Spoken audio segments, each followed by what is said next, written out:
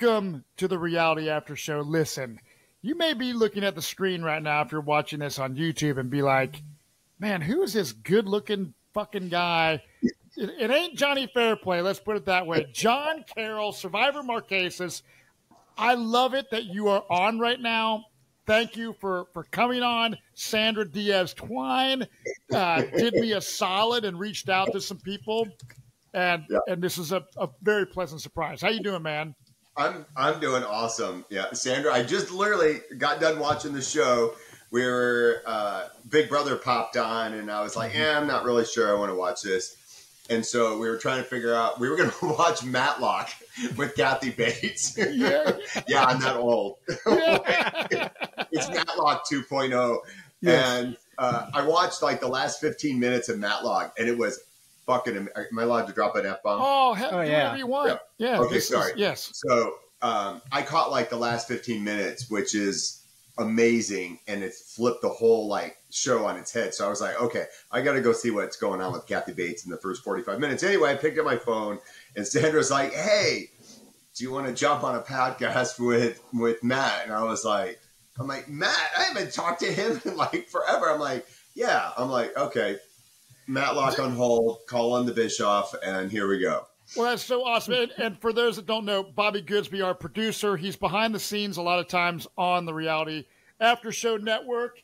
We got so many podcasts going on. But, yeah, back to, like, us. Like, you and I met, John, 10 years ago, I believe, because I had just gotten done. My season of Survivor Caramoan aired in 2013. And I believe 2014 is when I went to Reality Rally in Temecula. Yep. And we got to hang out there. And it's funny because I met Mark Abatista from The Amazing Race at that time. And Mark just came and visited me for like 4 days last week. So it's like a reunion. It's cool seeing old friends. And it's like one of those things. I live here in Cincinnati, Ohio, and they're Matthew Sash Lenahan from Survivor Nicaragua lives here. Marcus Lehman from Survivor Gabon lives here. Roger Bingham lives in the area. Wait, is Marcus the one whose tallywhacker fell out of his boxers when he was... Yeah. Okay. That's what I thought. Okay. Yes. Yeah, he lives here. Roger Bingham, Angela Perkins from Ghost Island. So there's a lot of reality stars here, but it's fun on the podcast to be able to, like, see people you don't normally see. So, 10 years goes by, but listen, we are here because we love Survivor. And this is the new era. And on the podcast, historically, since, the new era started, there's been some seasons that I felt are subpar. And having to podcast about what I feel is subpar seasons is sometimes difficult. Because I'm a positive guy, high energy. I hate to be negative Nancy, but I also have to call it like it is sometimes. But I will tell you this. I am pleasantly surprised of my enjoyment I've had on the first couple episodes of season 47. John Carroll, where are you at as a whole right now after watching the premiere and watching tonight's episode? I'm loving it, but I have a little bit of a bias, an accidental bias going into this season. So during the pandemic, a group of survivors and Survivor fans were doing online stuff, and we played poker, and then through PG, we did a bunch of betrayal games like Werewolf and Mafia, and we raised money for charity doing it. I mean, it was just like crazy. And so Rachel, who's on the Gada tribe, was one of our crew, our online crew. And so I became friends with her during the pandemic. She's a graphic designer. And so I was just always had just a lot of fondness for her because she's just a cool chick. And so all of a sudden I see the cast come out and I'm like, bing, bing, kind of like swipe left. And I like freeze. I'm like, no, wait, no, no. So then I'm like, tap, tap, tap, tap, tap, tap. I'm like, oh, shit. I'm like, oh, my. And so there was a WhatsApp with our group. I mean, it's all kind of dormant now. So I'm firing off texts and everything to everybody. Bing, bing, bing, bing, bing. Is it our Rachel? Is it really our Rachel? And sure shit, it's our Rachel. So I am like Team Rachel all the way. She is what you're seeing little glimpses of like her, that you'll see, like, I don't know, like in the very first challenge, I don't know if you picked up, but she was an integral part of why they won that very first challenge. Mm-hmm. And then sure enough, she was the first one to get the key through the gate.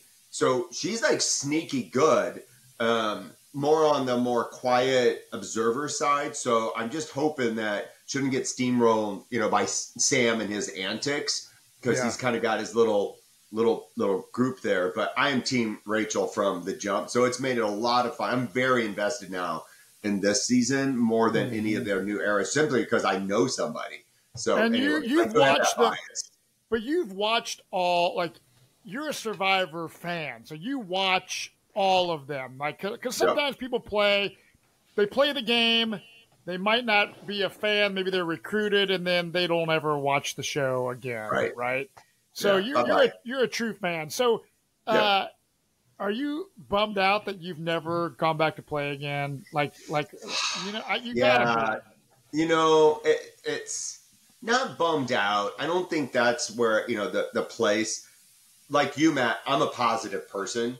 Yeah. And I'm a big manifester. And so, I've always got that candle lit, and there's sometimes it's just barely tiny little ember, and then, like a fire, on the island, and then you keep it going, and so I have been Team Survivor from the very first season. I applied to all three. I have given them people. I have helped people with their apps and their videos. Two of the people that I gave them ended up making the show. I had at least 5 that made finals that I essentially recruited, if you will, and helped them along the way. And they went deep. And Chris Noble and Chris Hammonds are the 2 Chris's that I helped, in the background, just do my thing. I pitched Chris Hammonds at the fundraiser down in Florida before it just recently changed its name. Whatever the big one is. Yeah, it used to be Hearts of Reality. Yeah, Hearts of Reality. That's it. So I was at Hearts of Reality, and I was actually at a law conference with Chris Hammonds. And the very last day after this 3-week retreat conference, he came up to me and said, I knew exactly who you were when you walked into the big barn, which was this big barn, and like 50-something attorneys are there. But he waited for 3 weeks and cornered me on this deck for the group photo and says, I'm this huge Survivor fan, blah, blah, blah. I've applied. I've never gotten a sniff, blah, blah, blah, blah. Literally, I'd leave that retreat. I'm home for 3 days, and I'm down in Florida. And instead of seating us by last name, they seat us by first name. So I sit right next to Jody. And I pull out my phone, and I pitch Chris to Jody, and I waited like an hour before I pitched him, and then she was like thirsty, and I said, hey, I am too. I really wasn't. And then I'd say, I'm gonna run to Starbucks. I really wasn't, but now I'm gonna go if you want me to. And she was like, I want whatever, green tea or whatever. And I leave the autograph line, run. I mean, this thing's like, I don't know, a half a mile away, book all the way down there. I get this drink, and I run all the way back. Sweaty mess. It's Florida. You know what that's like. Yes. So I sit down, and I've got the drink, and so then I, pitched him. And she was like, I don't know. And so I texted him like, hey, send me some more photos. Give me more material to work with. And then like a month later, she said, I want to take another look at your friend. And I was like, okay, dude. I was on the phone. He was at a deposition somewhere at an airport. And I said, okay. And he answered, I said, I didn't tell you I did this, but I pitched you, and they want a video from you. And and he ate a piece of dog shit on the video. He did? Yeah. He didn't tell me he was going to do He didn't tell me he was going to do that. So we did the app, and we did the video, and I was like, okay, we got to zhuzh it up. Like, you need a little bit, you need like something like that grabs him by the throat and do it. And he's like, okay, I got it. And then he sends it to me, and I was like, oh my God. I'm like, well, either you're on the show or they'll ban you from ever applying. Holy shit, dude. Yeah, he's that's like, that's gnarly. He's like, yeah, this is my dog, this is shit, and this is me eating his shit. Like, that was it. Is that online 100%. Somewhere? I don't know if it's online. I don't know if it's online. I just wonder if that video, if he ever posted his I'm not audition sure if video. he did, but and then he ended up it. on Amazing Race with Brett after that. So yeah, that's so you should work in casting, John. I mean, look, I'm just, but you know what? The main thing is I just love the show and I love what it did for my life and I love the opportunity it gave me. And I don't shit on it. I don't I love it. And I love that it's been around.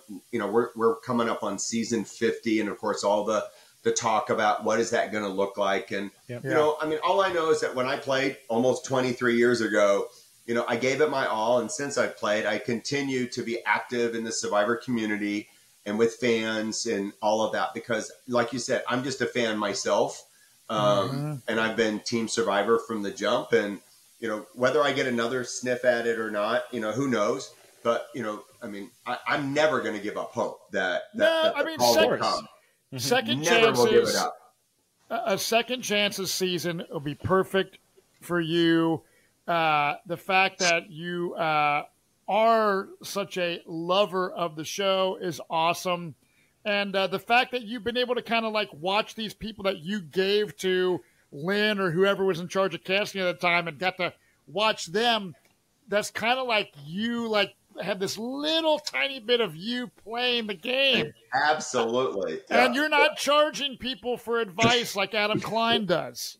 No, I went through applications and took my red pen out and was like, no, you need to change this up. And I mean, there was times I was at my office until like 10, 11 o'clock at night, you know, helping with some edit choices and, you know, really changing some of the language and all of that. That's awesome. You know, and it was just, you know, to me, it's always just like, you know, pay it forward kind of thing. Cause I know what a ride I had back then. You know, look at 23 years later, I'm sitting here with you two and that's what I'm saying, dude. Like having a great time, you know, and there's fans are going to listen to this and they're going to hear some story that they never heard before. Right. And it took an hour of my life to be able to, you know, to give that back to the community. And so anyway. That's awesome. So we saw the premiere last week. John Lovett goes home. Oh. For myself, I was very bummed because I thought he had the most badass confessionals. He would have been someone that would have been like a Rick Devens that would, as far as narrating the entire season. The fact that he's gone, I was like, that sucks. Really big bummer. Oh, I agree with you 100%. I think, you know, when Jeff can sometimes, you know, be hyperbolic, you know, in some of the things that he says. But when he says that John Lovett could have been the all-time best narrator, that's not, you know, that was not an exaggeration or hyperbole. Yeah. That would have been spot on. But, you know, it just goes to show you can have an enormous amount of skills, but if you do not know how to execute them, you know, in a as PG says, betrayer mechanics, and be able to actually do that part of it, you know, I mean, that's what makes the difference between just a lot of promise and, you know, and an empty result. And I think he gave too much away at the very beginning, and whether they even recognized him as the threat he would have been at the final tribal council, there was enough there that we saw, you know, with the edit that they got it. Like, this was a guy that you didn't want sticking around for very long. I'm just shocked that they chose to keep Andy, you know, over him, you know, because we've seen that type of player over and over and over again, and it never ends well for those that hitch their wagons to it. You know, too early to set up a goat. I'm like, that's just chaos, and it needs to go away. Yeah. And it is crazy because, we see in the new era, they're getting rid of strong players. They don't even seem to care necessarily about physical strength. I mean, TK going home tonight kind of shocked me. It's like, was his major downfall just after losing that challenge, just kind of showing how pissed he was? If he would have just shut his mouth and been cool, would he still be there? And Sue goes home. I was not happy about TK going home. I actually, yes, he's cocky, but the guy's a competitor. And I think he was charismatic, and I think he could have played a good role in the game. I don't think he's necessarily winner material from a strategic point of view, maybe, but I was bummed to see him go. Where are you at, Bobby, with that? Yeah, I mean, I think TK just basically made his own grave. He just was slowly deteriorating his social game each and every scene that we saw him in, whether it be Sue and what's the other girl's name? I'm blanking on her name. Caroline? Tiana. Tiana, with them on the beach just trying to take a nap and him talking loudly and just being kind of ignorant to the fact that they're just trying to, take a nap. You got to have your social game on at all times. You cannot for a second think of yourself. You've got to always think about everyone else in your tribe. Otherwise, they're going to use that as fuel against you. And it just got worse as the episode went on, especially during the end of that challenge where you saw him just basically go off and people took it personally. And I feel like when you're on a tribe, like we always say, Johnny and I both despise the 3-tribe format. I would way rather have 2 tribes. When you have only 6 people on a tribe, it's really easy. If you're doing something annoying, you're going to stand out more so than if there was if you're 1 out of 10 people on a tribe, it's one thing. But if you're 1 of 6, you got to watch what you're doing because, like I said, you could easily get blindsided, which is what happened tonight. So we start this episode out. Obviously, it's day 4. And we see Rome saying, tribe morale is high. He found, that box at night, but it was too dark, so he couldn't really see what was going on. But he was so excited that he shows Teeny. And Teeny is like, I'm glad you kind of showed me this box, but I'm also, going to tell my friend Kashan over here about it because she wants to bring him in. But I think Rome is another one of those players, kind of like TK was playing hard and kind of annoying people. I think Rome is going to be another player that's annoying people big time because he, even as a viewer tonight, I was a little bit annoyed at Rome. Were you guys kind of feeling that same vibe? Yeah, I'm amazed that we ended up with kind of 2 personalities that can't read a room, and yes, and they're just throw some psychobabble out there. Their EQ is just so low, and and I'm constantly amazed by the fact we're on season 47, and even if you were just to watch the first 4 boots of 3 seasons. It'll give you the roadmap of how not to go home, except for a quirk of the game. Yes. And I mean, they're just violating every single, rule that's out there. Going back to TK, on paper, there's absolutely no reason why that man should have went home. Yeah. Period. End of story that early, right? If you're just looking at the basic mechanics of how do you get your tribe with solid numbers to emerge. But the man just could not control. It's great that you're a competitor and that you don't want to lose, but then dragging everybody, afterwards, along the way, because your energy is also a part of the reason why you lost. And, and getting frustrated and losing your mind, every time the ball dropped is not helping the people to the left and to the right of you. And then when you lose, to just, torch them, it's just not a recipe for success. And so I when it all was going down, again, I was like, this is another toxic player that if you want to get deep into the game, this season is starting to shake itself out where it may not make it an exciting season. It may be more subtle in the kind of moves that need to be made, but it's very declaring itself with these bombastic, big personalities that don't have a lot of strategy. They're victims of being connected to them. And then the other group that hopefully can survive it and then try to figure out how to put a game together with their absence. Rome is doing the same thing on his tribe, not reading the room, and running around telling everybody, what is the number 1 rule of Survivor? If you have an idol, shut your freaking mouth. Yeah. Oh, yeah. Don't tell anyone, ever. I know. Now, ever. We So actually the moment that he told Teeny, I was like, bye, dude. Bye. Yeah. Go. See you. We actually have a clip. Yeah, go ahead. We have a clip of that, so let's show you right now. Yeah, yes.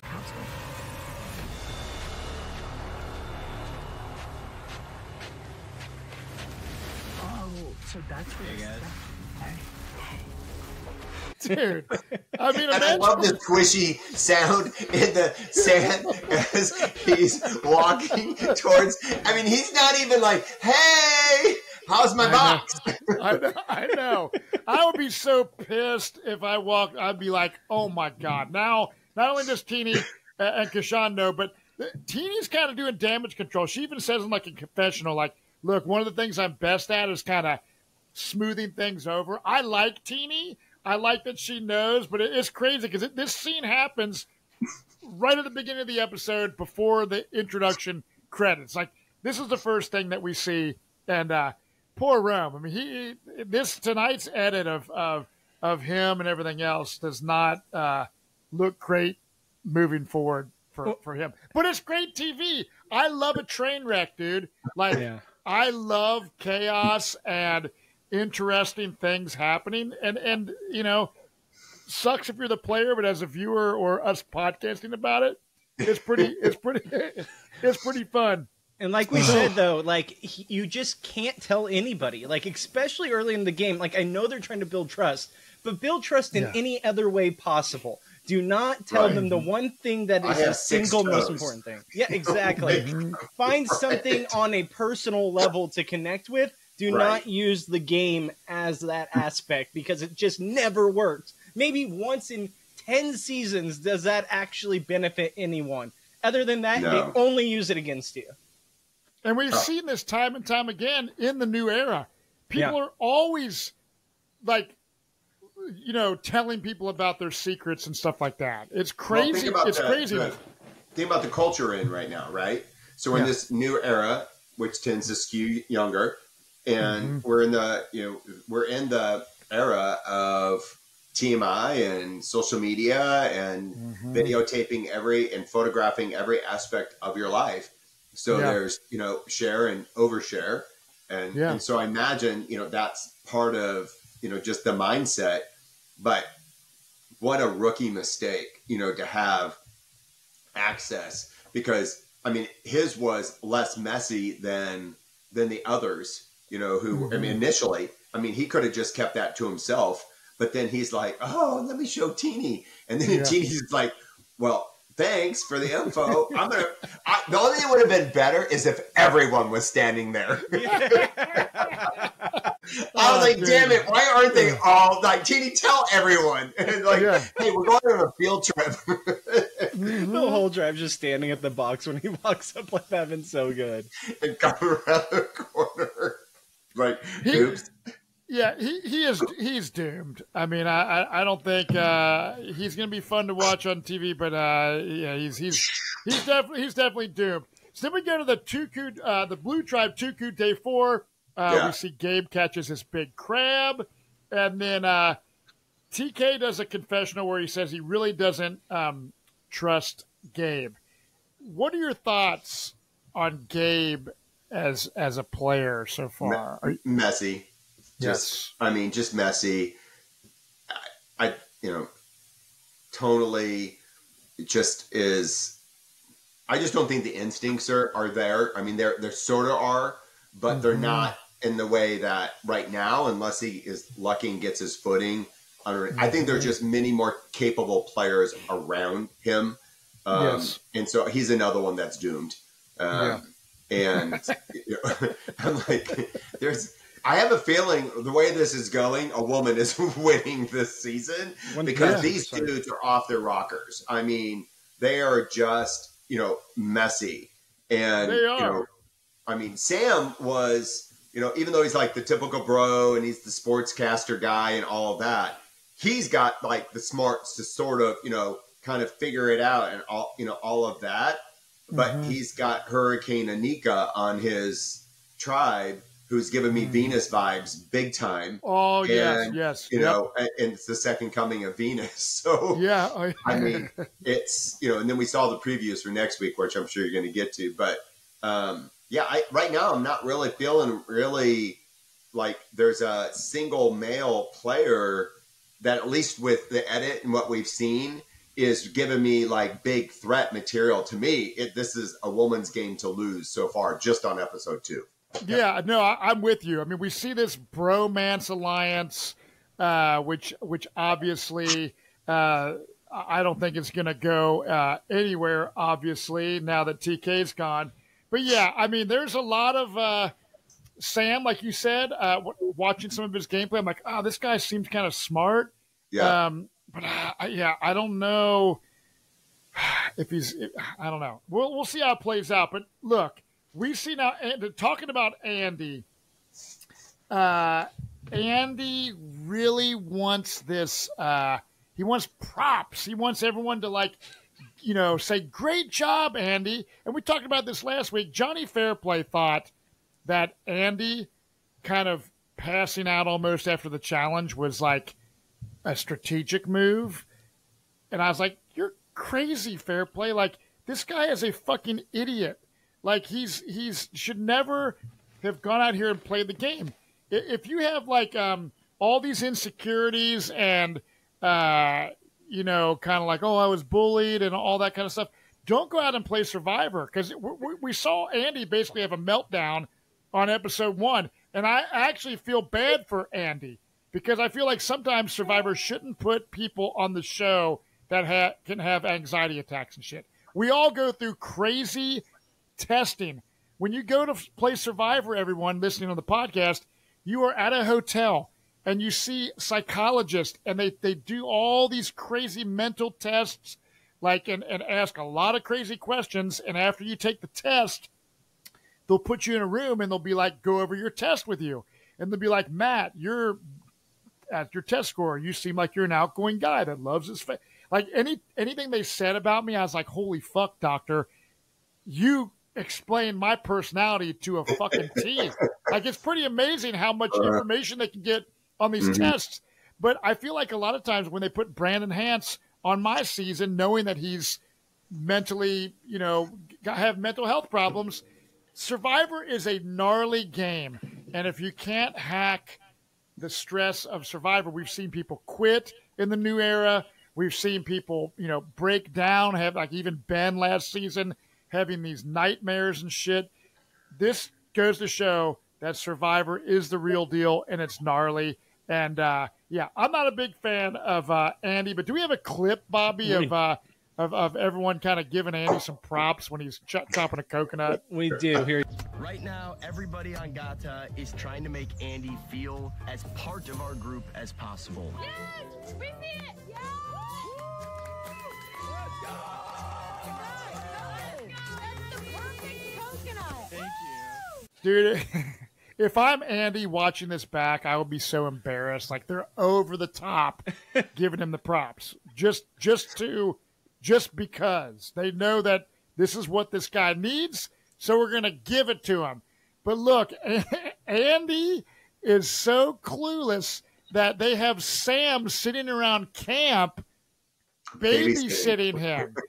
Because we know that, we see this clip of Andy finding the Beware Advantage thing on the tree, and then he decides to leave it up there on the branch. I'll get to this later. I know where it is. But then, of course, obviously, I know for a fact, okay, someone else is going to find this. And they do. And then when Andy ends up going back to the tree, he realizes, oh, shit, someone found it. And he kind of confides in Sam about it. And Sam, this is why, we talked about Sam being a potentially good player. He's able to play it off and kind of like, oh, really? Someone found it? Maybe it was one of the girls and stuff like that. So I think Sam played it off pretty well to where I don't think Andy's smart enough to kind of know that Sam has that. I totally agree. And I think the only way that blows up in Sam's face is if somebody, like, let's say, before a merge, and let's say Gata loses a couple other tribes, and somebody like Rachel finds herself between a rock and a hard place and is trying to figure out, like, how do I save myself?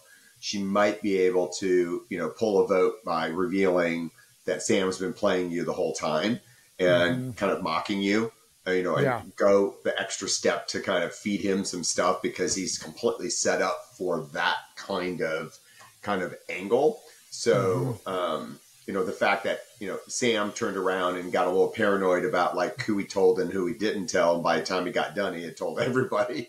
So the only person that's sitting there who doesn't know is Andy. And so that's information that could be used to sink Sam later. But Andy is also the kind of player that he might just go ahead and just latch on to Sam, because of the attention he's lavished on him, and then just, kind of make him a ride or die situation. But yeah, I agree with you. As somebody who wants to go back and play, when you see somebody quit, or you see somebody, or there's people that you tried to help to get on the show that came this close, and they would kill it, that were out there, right? So I'm not pitching anybody to CBS that isn't going to come with a little bit of my cloth along the way, right? So then when I'm watching it, I know there are hundreds, if not 1,000 players that are out there that would not, want to quit. Now, luckily, Andy did not quit, but to me, all I kept thinking during the first episode is, this is why participation awards should never exist. You're exactly right. And I do want to mention the breaking of the fourth wall, because Andy looks directly at, like us or the camera itself, and is talking. And Philip Shepard, I think, did that a little bit, even on my season. But we've seen a lot of this. And Bobby, I mean, you being a fan of the show, we've talked about, like Wayne that does a podcast with us sometimes has said he's not a fan of that. Like, are you kind of over that fourth wall breaking edit? I think that there's times where I feel like the fourth wall breaking can lead to at least good drama or bring something to the table. But I feel like people are just doing it because they know it'll get shown on TV at this point. And there's times where they're doing it to almost be like Jim on The Office and just give a look into the camera, or just trying to do something to be a meme on social media. They're not doing it organically, it feels like. And so I feel like that is an issue. And I do have a clip real quick of Andy looking in for his advantage that he found. Yeah. And so I go to my secret hiding spot. Oh, this is funny. I'm thinking, I kind of forgot which branch it was on. I see the branch where it was.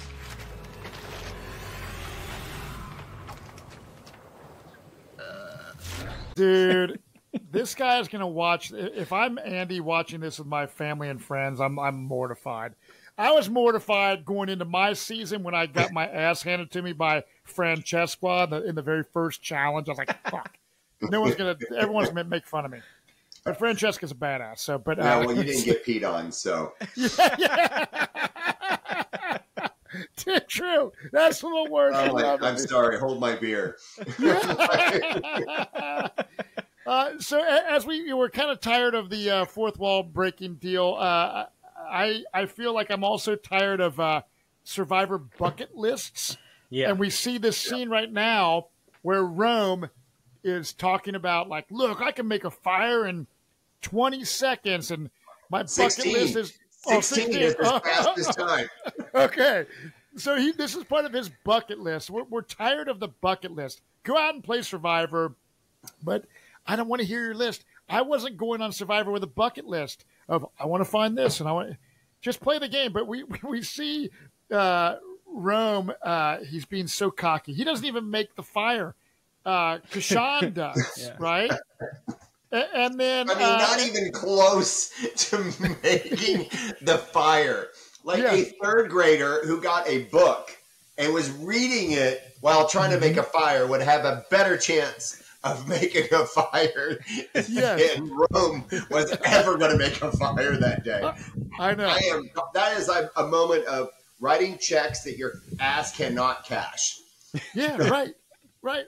I would never, even if I was the best fire maker, I wouldn't be going on my tribe and being like, hey, everybody, I'm great at making fires. Watch this. No chance. I mean, and then you fail. People are going to be like, what the hell, dude? And then he also talks about, I was going to be in the NBA, but I wasn't tall enough. And then I could have been a famous rapper. Isn't that what he said? Yeah, then he forgot the lyrics. About, dude? And his rap was terrible. It wasn't even rapping. No, and I'm like, first of all, is this Philip's child? Does Philip have a son that they're just like completely gaslighting us, and we're going to find out that his name is Rome Shepherd? I mean, is that really what's going on here? Yeah, I mean, it could possibly be, because then he even says, like, yeah, and on my season, after this airs, I'm going to be the next co-host for the On Fire with Jeff Probst podcast. Like, no, you're not, dude. I mean, and this is why we like, play Survivor to win the $1 million, not to win SIA money, not for a bucket list, and not to be the next co-host of Probst podcast. No one gives a shit, dude. Just play the game. I feel like this was a Philip and Debbie love child, like dropped on Earth. Well, and in the new era. He is a video game announcer for his career, and so he has to be this over-the-top personality when it comes to that. So I feel like it's his natural identity, but when it comes to the game, that is so the opposite of what you should be when you go on one of these games. Because the more over-the-top, the more annoying and just all about you. The number one rule everyone who plays Survivor, Big Brother, what have you, says, always ask more questions than say stuff about yourself. Just ask, because people want to talk about themselves. The more you listen, the more you get, and the better you'll do, and they'll connect with you because you're listening to their story. That's what you got to do. You don't want to be the center of attention all the time, and that's what Rome's doing. Yeah, and that's kind of what TK was doing. I feel like if these guys would just chill out and just kind of sit back a little bit, observe, and maybe, maybe one-on-one, like if I'm walking in the jungle, like grabbing firewood and I want to talk about myself or something to somebody, that's fine. But in a group setting to where you're annoying people like that, it's just too much. And I feel like it's going to come back to bite him in the ass big time. Well, think about, like, if let's say he actually can start and get a good fire start, built in 16 seconds. What the hell are you ever going to tell a single soul that, right? Yeah. Especially if you're going to get to the final where you're going to be begging to make fire in front of that jury. Like, it just tells you there's not a strategic bone in their body. And to me, I'm like, great, I am glad you're on my tribe, because unless I royally fuck up somewhere, you're going to go home before I am. Yeah. Yeah, because I feel like the best play would be, let's say you're someone that can make a badass fire. The move would be, let everyone else on the tribe try to make the fire, and if they can't, you can be like, hey, can I give it a shot? Yeah. And you're just like, bam, and then you're the hero, right? And maybe then stumble a few times, drop it a couple times, maybe nick your finger a little bit, whatever. Yeah. Come up with something other than like, you're like got an Eagle Scout and Flint fire making. I'm wondering if he's doing reverse psychology, where he's telling everyone he can make it in 16 seconds, but really he's terrible at fire. So he's hoping he gets to the end, and then people don't pick him because they think, wait, he said he could do it in 16 seconds. That'd be genius. Yeah. But I don't think he's doing that. That's what we call reverse double-double. Yeah. So we saw that Andy goes to get the advantage if it's gone. Here's the thing, though. Sam is kind of trusts Andy now. Sam he was kind of babysitting Andy, but I guess the way that Andy's kind of confiding in Sam, like, do you see these two guys kind of working together? Yeah, I mean, I think this is your classic old school kind of goat kind of setup where, maybe not full goat, like maybe half goat, it's a vote. And now that Andy has shown that trust, like that's a powerful thing for Sam to have in his pocket, because he's got much more capable players on his tribe than Andy. And if he can protect him without, he's got to know when to cut him loose. But I think I think his instincts are absolutely right. Plus, I think in his own bro kind of way, there's, some compassion there as well. Kind of maybe a big brother, little brother kind of vibe. And, right.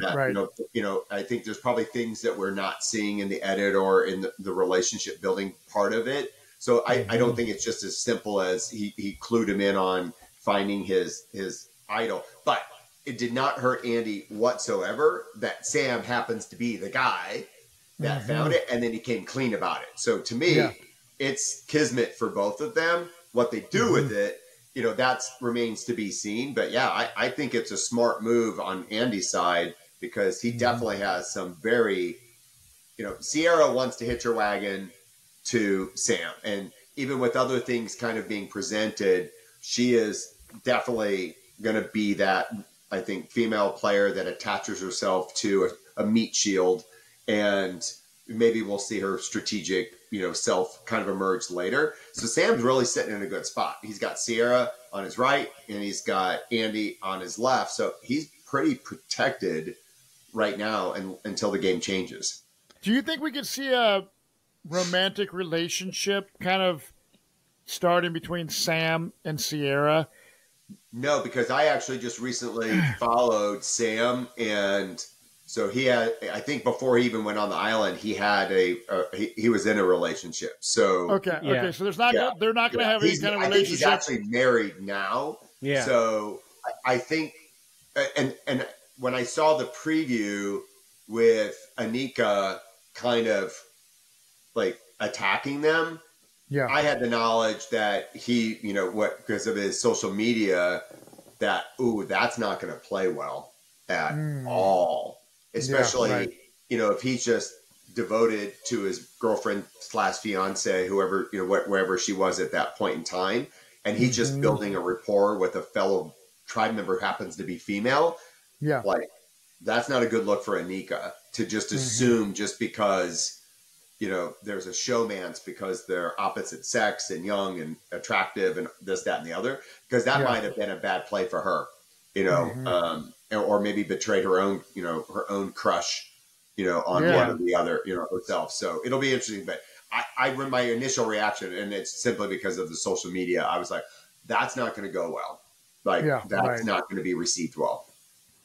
So we're now back at the Tuku tribe where TK, Kyle, and Tiana are talking about bringing in Gabe to take out Sue. Sue, I believe she's definitely the oldest player on this season, which is cool to have some players that aren't just super young. Because when Survivor started, when we all watched Lex and Big Tom and different people, it was people from all walks of life. So I do like the more diverse casting that we're seeing from a people of color, etc. But it would be nice to see diverse casting as far as age, because even like you were saying, John. I mean, you played Survivor 23 years ago. Is that right? Yeah. So you were in your 40s, and now you'd be a lot older, obviously, but you still look great. And I would put you on my TV any day of the week, hands down. I think we need just kind of players from different age brackets. So the fact that Sue is playing the game, I don't know how far she'll last, but hey, she's still here.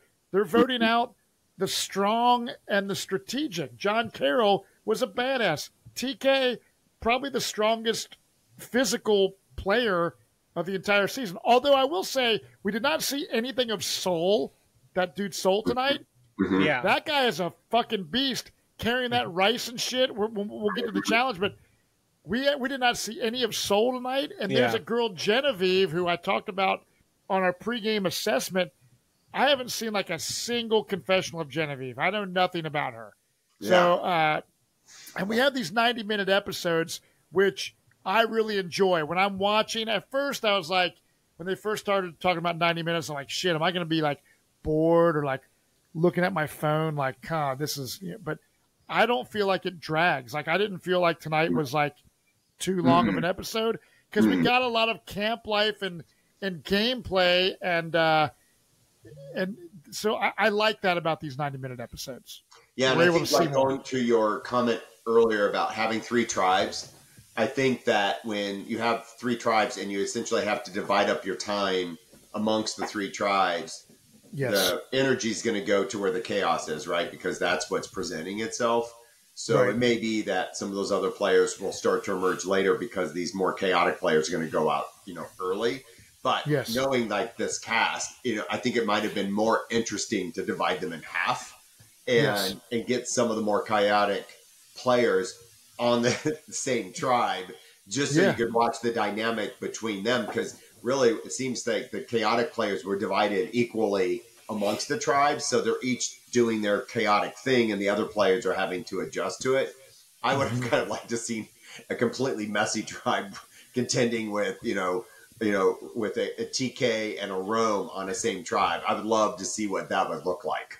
Oh yeah, and because we see a clip here of TK, Sue, Tiana, and was it Carolyn? They were on the beach. They were wanting to take a nap, and this is where TK is just like running his mouth all day long, and Sue's getting pissed because she's like, I can't fall asleep when this dude's talking, and that's that. You got to learn to not annoy people and be just so obnoxious, especially when people try to like sleep. Yeah, Yes. yeah. Read the room. If the room is napping, shut your freaking mouth. Like, or go take it to another room. I'm like, it's just simple. I mean, it's just simple manners. It's is. Crazy. It is. Here we have a clip. So, yeah, this is where Sue and Tiana are pissed about this. I wish I got to sleep in all day. I don't think I vibe with him as a person, but the thing is, me, TK, Gabe, and Kyle, that 4, we have the numbers. Yeah. I mean, this is the battle of Tiana, who she says, I have this emotional side of me, and I got to separate like emotion from my strategy, and that is the true battle when you're out there playing this game. If you've never played the game, it's kind of hard to wrap your head around it because you're out there living with these people and creating these relationships. And sometimes you're like really annoyed by people but you're like, look, I might need this person. I can't fucking stand them, but I need them to kind of go further myself into the game. Mm-hmm. And I think that sometimes, people's emotions get the best of him. And then it just like TK tonight, his emotions get the best of him. He's a competitor. He is pissed off that people were laughing or smiling after they lost, and so you got to watch it. And Tiana needs to watch her emotions too, because if you let that control your mind, it's going to affect your strategy in the game. That's why Survivor to me is the best game on the planet. Mm-hmm. That's why Survivor, we're sitting here in 2024 talking about this game that Richard Hatch won the first season, and they're just different groups of people. And it's interesting to see how it all plays out. It's a beautiful thing. Mm-hmm. So TK is annoying. And then back at the my tribe was Goda, so this is Gada. Sam and Sierra are looking for the box. I really like this dynamic of Sierra and Sam, this alliance. Me too, big time. I just I immediately out of all the players, I'm like, wow, they're killer together. I just like the vibe. Bobby, where do you stand on these people?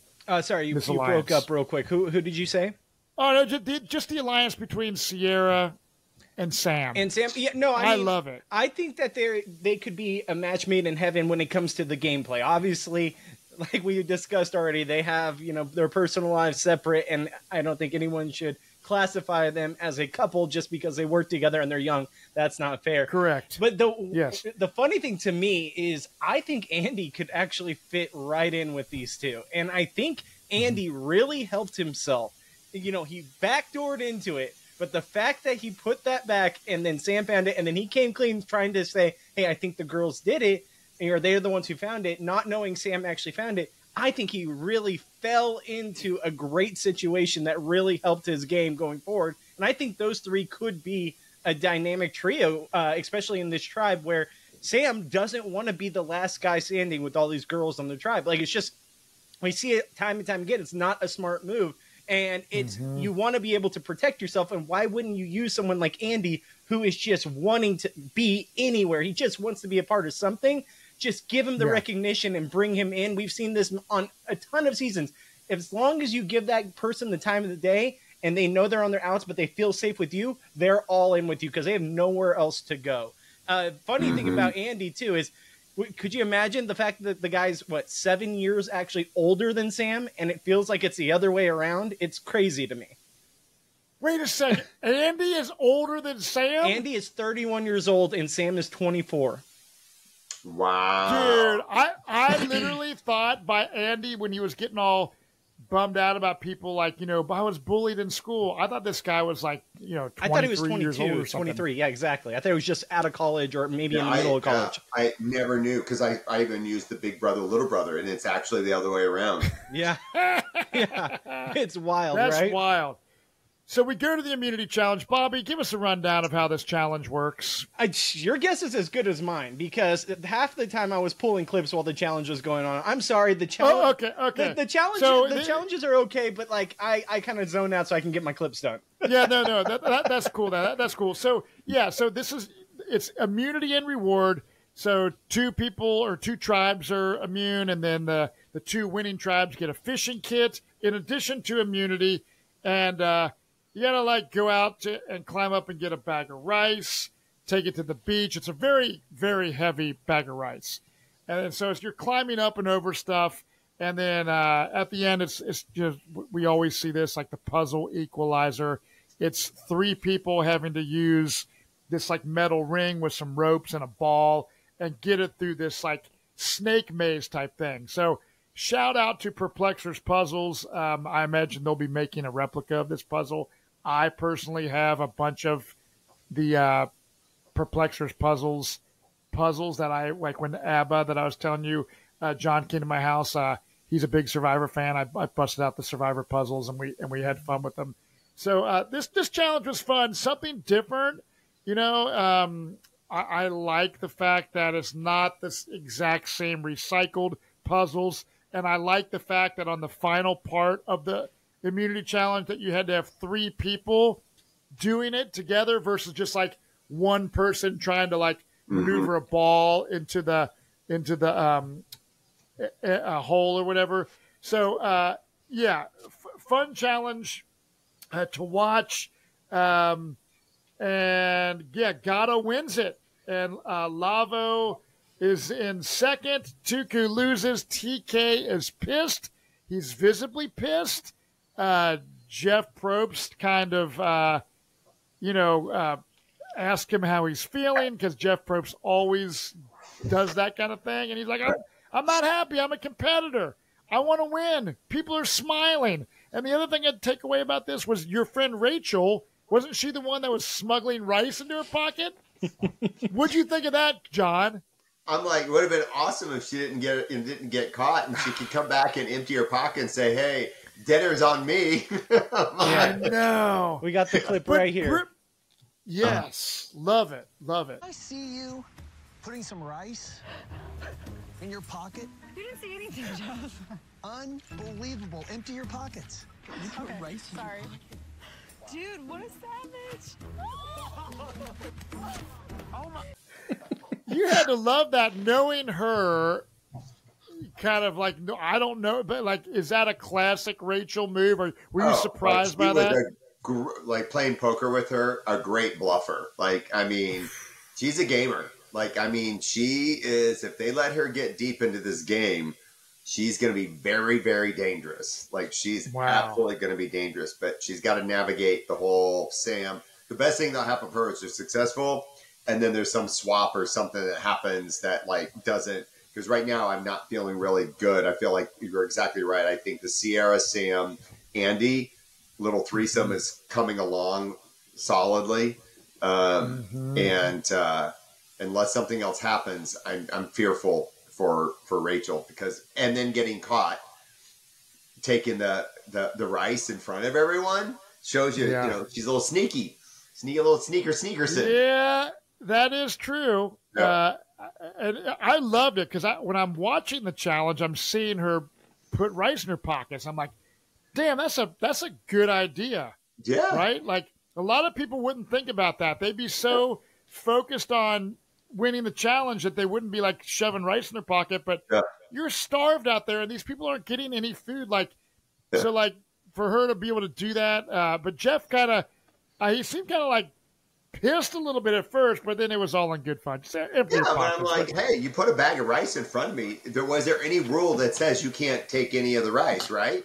And, right. And I think what, her logic made sense was like, because I don't think she would have ever done it if the rule was you can't do it. So I feel like the rule wasn't there and the opportunity was. And she's like, well, let me see what happens here. Because you brought us a big old bag of rice. Why on earth would we not want to like try to stick it in our bra, in our pockets, and everywhere else? Once you cook it, who cares?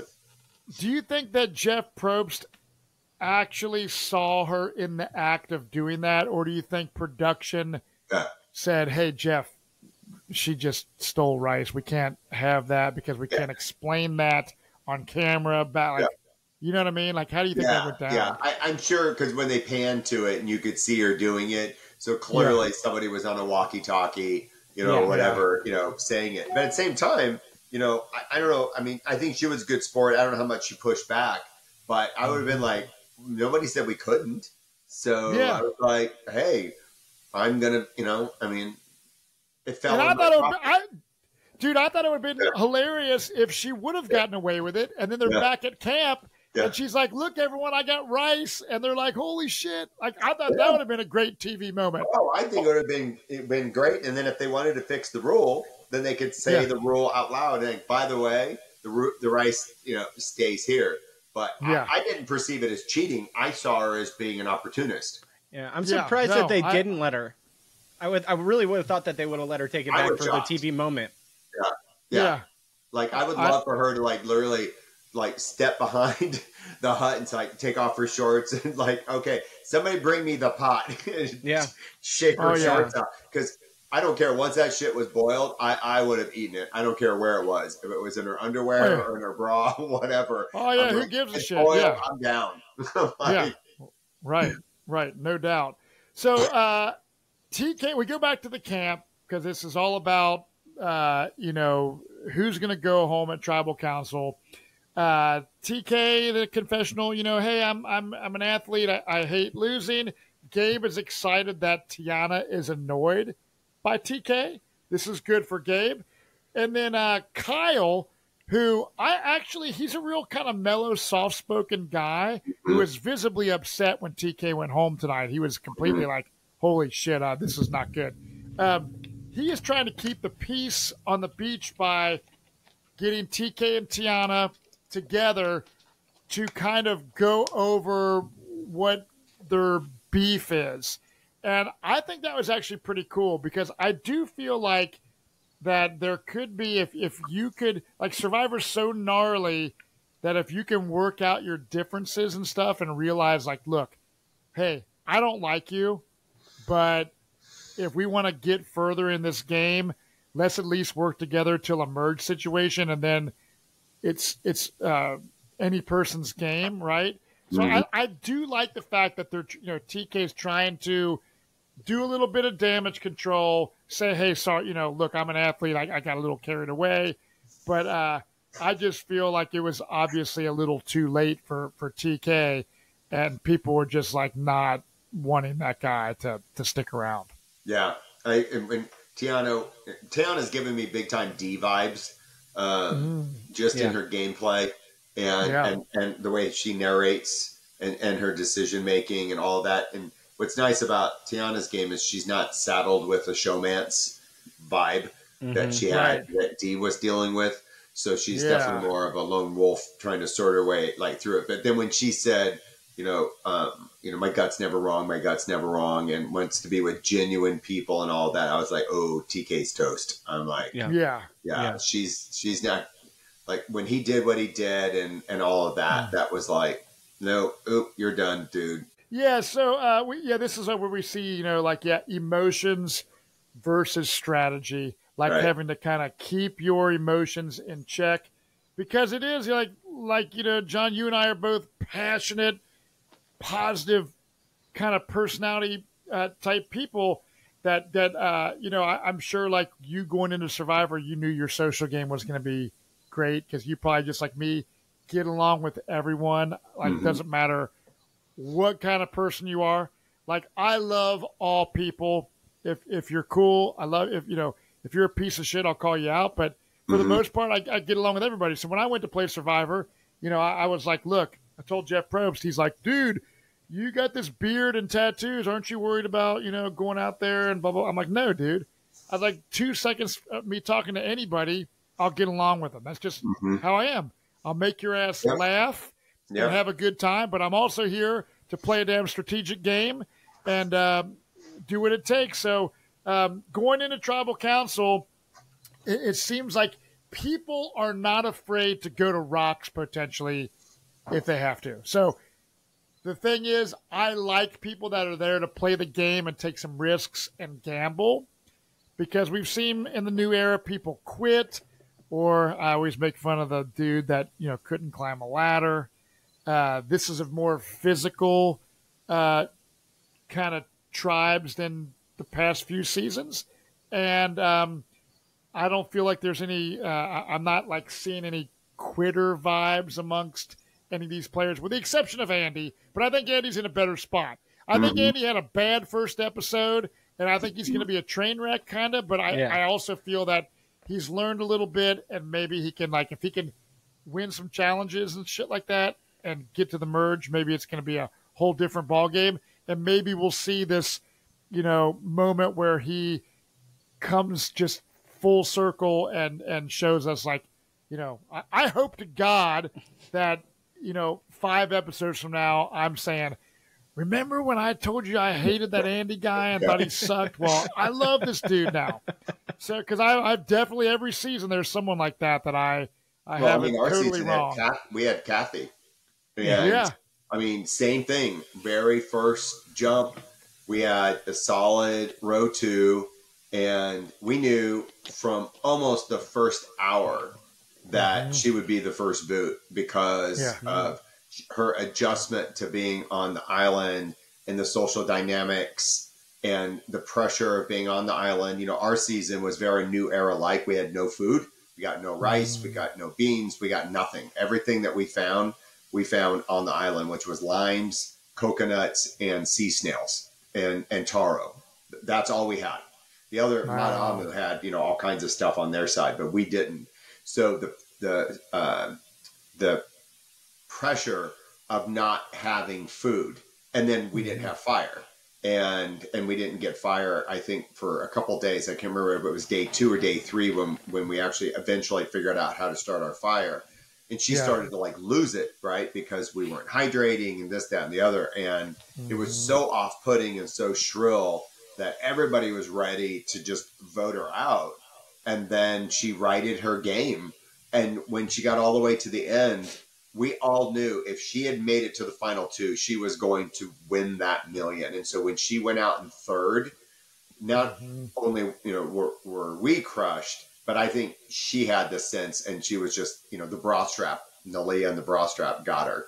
And, but her game came so full circle. So I sort of see Andy's version. The difference is that Andy being a male having the meltdown, is something a little bit different than what we're used to. And so Anika's description of clingy, toxic boyfriend, vibes, unfortunately, that's what, and then when he was stabbing the rice and he was giving serial killer vibes when he was just murdering the rice. And I was like, Andy should not be in charge of the machete, period. Full stop, right? And it's not just a babysitter, but like also a security guard. And, but I think you're right. I think under Sam and Sierra's, because Anika doing what she did, I would not be surprised at all that she's gone next. If that tribe drops one, I could see Rachel going to dodge a bullet and Anika's out of there. And so don't be surprised that Andy, under the protection of Sam and Sierra, doesn't get his bearings and build confidence, the longer he's out there and can shed away his insecurities and his trauma and all that stuff, I wouldn't be surprised at all that he goes deep in the game. Do you have someone that you think could win the game, like at this early on? Do you have like a winner pick? Rachel, just because of my bias, but if Sam can navigate the curse of being the brawny bro athletic guy, even though I feel like a woman is going to win the season so far, Sam has the goods to do it, I think. As he kind of gets his footing along the way. But yeah, I haven't really zeroed on anybody yet because I can't figure out which way this season is going to go. Is it going to be just a series of chaotic votes because of trauma drama stuff? Or is it we're going to get all of that weirdness kind of out of the way up front, and then we're going to get into more of the strategic, fun stuff like we like to see with the good blind sides that are really accurate and layered and things like that. And I think we'll get there. It's been 2 episodes of like, wow, they got rid of TK, that super strong dude, got rid of John Lovett. Now, I will say a couple things from Tribal Council. TK and kind of Sue are kind of going back and forth. And I like the fact that Sue was kind of like holding her own, not being a bitch or whatever, but like really being just confident and like, look, she's a badass. She has a successful business, owning a flight school. And she's like, this is how I feel, dude. And I'm not going to back down I'm not intimidated by you. So I love her strength and just determination, especially when she's the oldest player out there.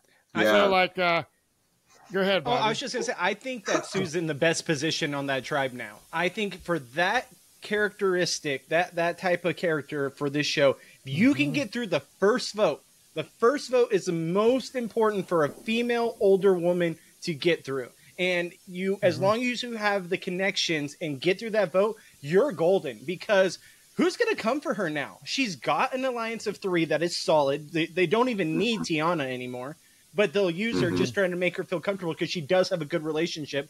Then if they do take a shot at that 3, they're taking the shot at Gabe all day because Gabe is sketchy. He's now played an idol that he didn't need to. And now people are like, okay, well, now we know we can't trust him, which he had it for 3 tribal councils. What are you doing, bro? Like, why are you using it when you know it's either Sue or TK and there's no in between? You just panicked. So besides all that, I think that Sue is in the best position because Tiana trusts her. She's got the other 3. And everyone's going to go for Gabe inside that 3 if they do make that shot. I think she could go very far in this game. I agree. I would love to see it. Because, Gabe, why? Why did you, like, I understand, like, you don't want to be the person going home with the idol in your pocket, but the way that as a viewer, I'm like, or even if I'm, like, putting myself in these people's positions, I would, like, Gabe was not even on the radar of this tribal. Like, the only way that I could see him spinning it, because this is what I told my partner, is that now he's got the heat off of him because now he's not the guy that has the idol. Now it opens up the door to vulnerability, but at the same time, it's like he doesn't have it. So maybe he gets a reset, and if he finds it again, this time he keeps his mouth shut and plays it a little bit differently, without having the heat on him. So I think that was kind of maybe a more of a silver lining take on it. Because it made 0 sense. I mean, he orchestrated the whole TK thing and then turns around. I'm like, well, where on earth did you ever even think? But again, I think that was the noise in his head, not having instincts, not reading the room, which means I don't think he's long for the game. If he's doing moves like this, in the first, 4 or 5 days of the game. Yeah. I just don't see where he's going to, like, his instincts are suddenly going to kick in. Right. Yeah. I agree with that. And yeah, if I'm some of the people like, wow, like this dude already found an idol. Like, what else is he not telling us about, and I don't know. I just it was a waste, especially since he went through the trouble of, going to the extra steps to get the idol that lasts for 3 tribals, to give it up like that. Yeah, I don't know. But I was sad to see TK go. I liked him. I think that, he was the strongest person on the tribe, but no one seems to give a shit about tribe strength anymore. And they're, we 2 people in a row. I mean, this happened. I know in the new era, we've seen strong players go home right off the bat. So it's going to be interesting to watch. And Bobby, we have another Survivor podcast coming out, correct? With Kelly Wentworth. Oh, so nice.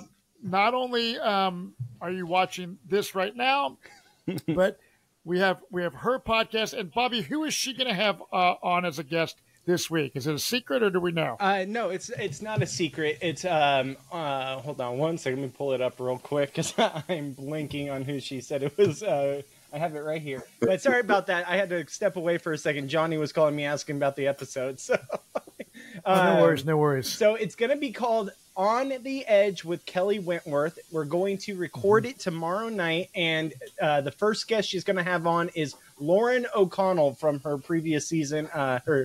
When they were on the edge of extinction together. So it's going to be excited to see those girls back together, talking about Survivor. What a dynamic duo, and we're excited to have them be a part of the network here. Yeah, and John Carroll, thank you so much. This was such a pleasant surprise and so cool. I get super excited because I'm a Survivor fan. And when Johnny will be like, hey, dude, Troyzan's coming on the podcast, or Suri, or it just, for me, it's fucking awesome. I feel like I won Survivor because, like you, John, I'm sitting here, I played in 2012 is when we filmed, and it's like years and years later, I'm still part of the community, being able to talk and, the friends that I've made because of Survivor, it literally... It's just the gift that keeps on giving. Yeah, it's so fun. So I would love to have you on again, John. Yeah, not just like on the off season when Survivor's over. Yeah, to do a deep dive about your particular Survivor experience, and just really interview you on a long form thing. So thank you so much for coming out. And thank you, Sandra Diaz-Twine, for reaching out to John for me. And I know Fairplay is gonna love it when he watches this. So and Bobby, you're doing great as a producer, and I love being able to talk to you on camera. I know you love Survivor. Yeah. So everyone, we will see everyone next week for episode 3. Hope you all have a great week. Cheers, everyone, and good night.